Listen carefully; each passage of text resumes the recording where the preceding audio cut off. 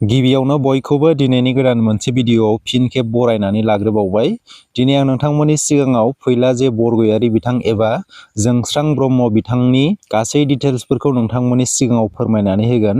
जों मिथिखागौ फैलाजे बरगयारी बिथां एबा जोंस्रां ब्रह्म बिथाङा मानास बिधानसभा बियाबनिफ्राय इउपिपिएल दोलोनि बिजाथि हिसाबै नमिनेशन साबमिट खालामदों। दा आं नोंथांमोननि सिगाङाव फैलाजे बरगयारी बिथाङा एबा जोंस्रां ब्रह्म बिथाङा बेसेबांसिम फरायनाय, बेजों लोगोसेनो बेसेबां प्रपार्टिस दङ, बैफोरनि गासै डिटेल्सफोरखौ नोंथांमोननि सिगाङाव फोरमायनानै होगोन। बेनिखायनो नोंथांमोना भिडिअखौ स्किप खालामाजासे जोबजासिम नायलां। भिडिअखौ जागायजेननायनि सिगां नोंथांमोननिसिम गुरै खावलायनाय, नोंथांमोना आंनि चेनेलाव गोदानब्ला सिगाङावनो साबस्क्राइब खालामनानै लाग्रोबानो जाबाय, जाहाथे आंनि गोदान आपडेटफोरखौ मोननो हायो। थौदो बिदिब्ला दिनैनि भिडिअखौ जागायदिनि।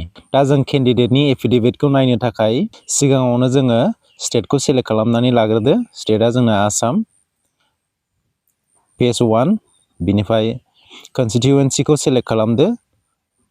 जोंहा फैलाजे बरगयारी बिथाङा मानास बिधानसभा बियाबनिफ्राय बिजाथि गसंदों नालाय जों मानासखौ सेलेक्ट खालामनानै लाग्रोनोसै। दा जों मानासखौ सेलेक्ट खालामबाय, बिनि उनाव फिल्टाराव थुनानै होबाय। फिल्टाराव थुनानै होयोब्लानो गासै केन्डिडेटफोरनि डिटेल्सआ ओंखारनानै फैजोबगोन। दा जों नागिरनोसै।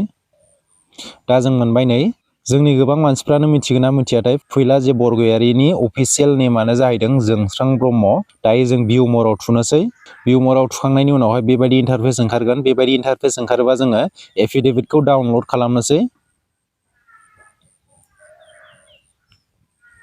दायो एफिडेभिटआ डाउनलड जागासिनो। दायो डाउनलड जाखांबाय नालाय अपेनाव थुनानै होनोसै। दा जोंहा फैलाजे बरगयारी बिथांनि गासै डिटेल्सफोरा बेवहाय ओंखारनानै फैबाय। दा जों ओरै गोजौआव नारखोनानै बिथांनि गासै डिटेल्सफोरखौ नायनानै लानोसै। दा नोंथांमोना बेवहाय नुदों नै फैलाजे बरगयारी बिथाङा बेसेबां फाइनान्सियेल इयारावहाय इनकाम टेक्स पे खालामदों। नोंथांमोना बेवहाय नुखादों नै नाम्बार 1आव दङ जोंस्रां ब्रह्म बेसेबां फाइनान्सियेल इयाराव बेसेबां टेक्स पे खालामदों नोंथांमोना बेवहाय नुखादों। नैबेवहाय नाम्बार 2आव दङ बिथांनि वाइफ एबा हिन्जाव, बेवहाय नोंथांमोना नुखादों नै। गासै डिटेल्सफोरखौ नोंथांमोना फारि फारि नायनानै लाबानो जाबाय। दा माखासे डिटेल्सफोरखौ नायनो थाखाय नोंथांमोना ओरै गोजौआव नारखोदो। टटेल बिथांनि एफिडेभिटआव 19टा पेज दङ। दा बेवहाय नोंथांमोना नुदों नै फैलाजे बरगयारी एबा जोंस्रां ब्रह्म बिथांनियाव माबाफोर केस दङ नामा, बेवहाय गासै केसनि डिटेल्सफोरा दंजोबो।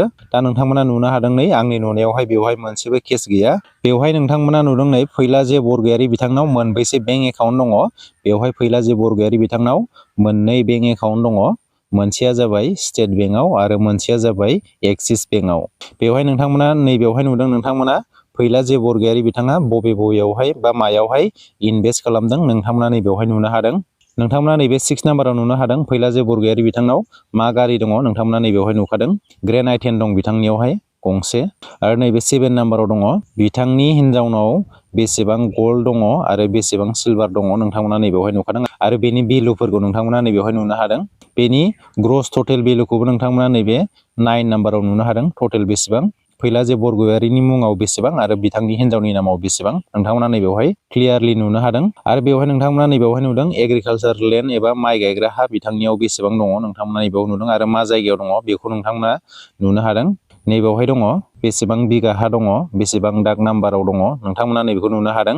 आरो नैबेवहाय दङ नन एग्रिकालचार लेन्ड एबा माइ गायै हा नोंथांमोना नैबेवहाय नुदों। मा जायगायाव दङ बेखौ नुनो हादों। आरो बेसेबां बिगा दङ नोंथांमोना नैखौ नुनो हादों। नैबाव दङ कमार्शियेल बिल्डिंफोर दं नामा, बेवहाय गैयाखौनो नुनो मोनदों आङो। रेसिडेन्सियेल बिल्डिं नोंथांमोना नैबेवहाय नुनो हादों। बेसेबां स्कुवेर फिट नोंथांमोना नैबेवहाय गाहायावबो नुनो हादों। आरो नैबेवहाय नोंथांमोना नुनो हादों बेवहाय फैलाजे बरगयारीनि मुङाव माबाफोर लन दङ नामा नोंथांमोना नैबेवहाय नुनो हादों। आरो बिथांनि हिनजावनियाव लन दं नामा, बेवहाय बिथांनि हिनजावनियाव लन गैया बेखौ बेवहाय देखायदों।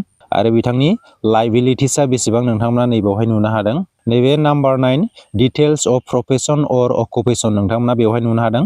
फैलाजे बरगयारीया मा मावो नैबेवहाय होदों बिजनेसमेन आरो बिथांनि हिनजावा हाउस वाइफ, बेवहाय बेखौनो नुनो मोनदों। नैबेवहाय दङ ए नाम्बाराव दङ मुभेबल एसेट्स, माने बेवहाय बेखौनो फोरमायदों माने दावथ्रोदनो हानाय बा जायगा सोलायनो हानाय एसेट्सफोर, जायफोरखौ जोङो सना रुफा गारि बायदिसिनाफोरखौ जों मिथिनो मोननाय जायो। आरो बेनि भेलुफोरा बेसेबां जागोन नोंथांमोना नैबेवहाय नुनो हादों। आरो इमुभेबल एसेट्स माने जायगा सोलायनो हायै एसेट्स, बिनि भेलुखौ नोंथांमोना नैबेवहाय नुनो हादों बेसेबां। दा नोंथांमोननि सिगाङाव फैलाजे बरगयारी एबा जोंस्रां ब्रह्म बिथाङा बेसेबां फरायनाय बा हायेस्ट इडुकेसन क्वालिफिकेसना मा होननानै बुङोब्ला बिथाङा मेट्रिक पास, बिथांनि हायेस्ट इडुकेसन क्वालिफिकेसनानो जाबाय बिथाङा SSLC पास एबा मेट्रिक पास। बेसेबां इयाराव पास आउट जादों होननानै बुङोब्ला 1994 मायथाइयाव बिथाङा मेट्रिक पास जादों। बबे स्कुलनिफ्राय होननानै बुङोबा नर्थ कामरुप बेटबारि हाइ स्कुलनिफ्राय बिथाङा 1994 मायथाइयाव मेट्रिक पास जादों। दा बेनोमोन फैला जे बरगयारी बिथांनि गासै डिटेल्सफोरा। नोंथांमोना भिडिअखौ इनफरमेटिभ मोनदोंब्ला मोनसे लाइक खालामदो। दिनैनि भिडिअआ एसेनोसै, लोगो मोनफिनगोन गुबुन मोनसे भिडिअआव। गोजोन्थों।